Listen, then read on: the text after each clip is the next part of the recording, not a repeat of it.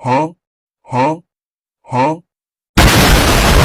Labanang Al ready? Itaw, itaw, itaw mania. Itaw, itaw, itaw mania. Itaw, itaw, itaw mania. Assalamualaikum warahmatullahi wabarakatuh. Perkenalkan, nama saya Nurul Komaria. Pada kesempatan kali ini, saya akan membahas tentang manajemen kualitas rantai pasok terintegrasi atau Supply Chain Quality Management atau SCQM.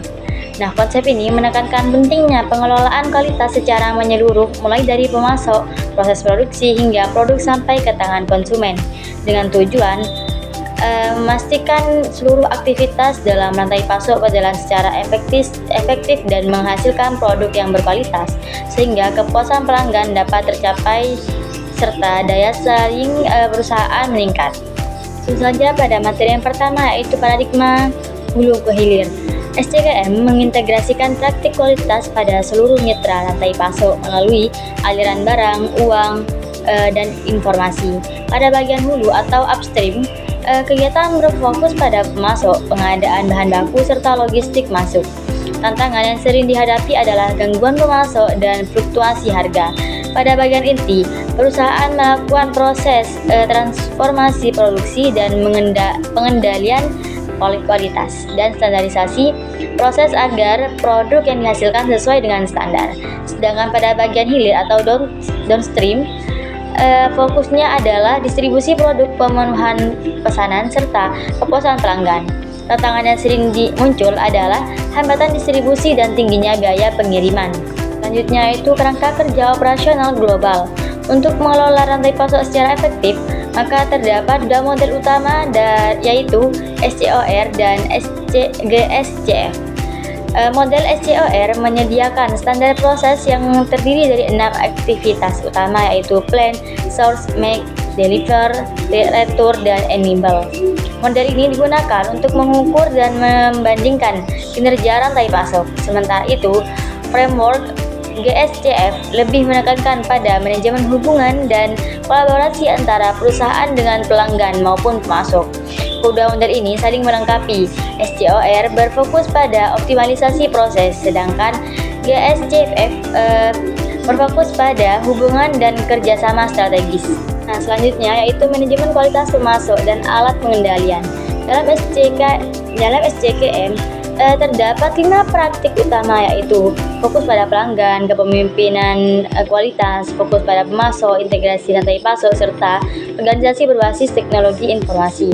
Untuk menilai kinerja pemasok digunakan supplier scorecard, yang mana hal ini mengukur kualitas, pengiriman, biaya, responsivitas, dan kepatuhan terhadap standar.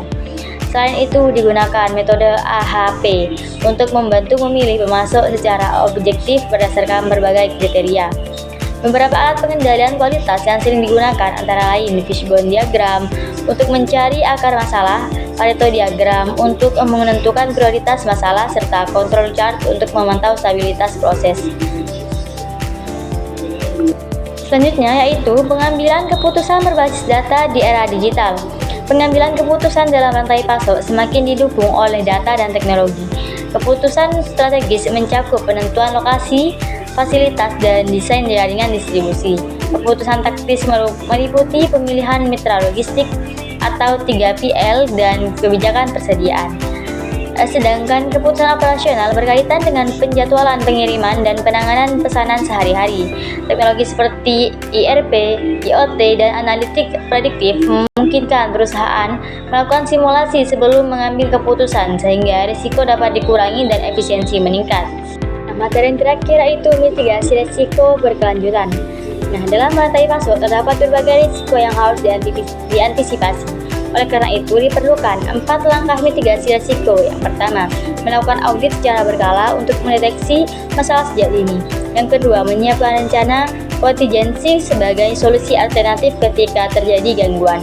Yang ketiga, melakukan diversifikasi pemasok agar tidak bergantung pada satu pemasok saja. Yang keempat, memanfaatkan teknologi digital seperti IoT dan Big Data untuk meningkatkan visibilitas rantai pasok. Nah, selain itu, perusahaan juga harus perlu menerapkan konsep green supply chain dan standar ESG, karena saat ini aspek keberlanjutan menjadi salah satu faktor penting dalam penilaian pemasok dan meningkatkan reputasi ke perusahaan. Labana al Yaw Ready.